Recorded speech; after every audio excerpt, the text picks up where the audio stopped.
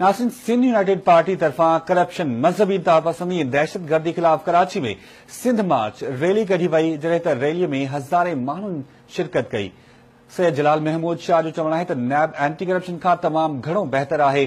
सूबाई खातो करप्शन खे तहफ़ुज़ फ़राहम करे थो। तफ़सील हिन रिपोर्ट में। सिंध जे गादी वारे शहर कराची में सिंध यूनाइटेड पार्टी पारां करप्शन, दहशतगर्दी ऐं मज़हबी कट्टरपणे खिलाफ रैली कढी।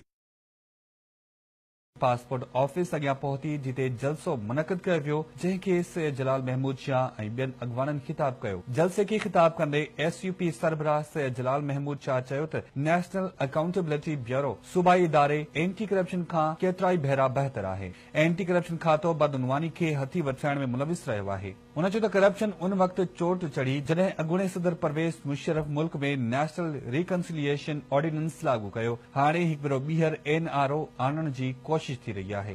करप्शन की पहला नुक्ता है करप्शन तो शुरू से मुल्क में होती रही है, लेकिन खुसूसी तौर पे करप्शन में 100% इजाफा तब हुआ जब परवेज मुशर्रफ ने NRO किया। NRO ज़दा जो हुक्मरान आए, उन्होंने करप्शन को और बढ़ाया। अब एक मर्तबा फिर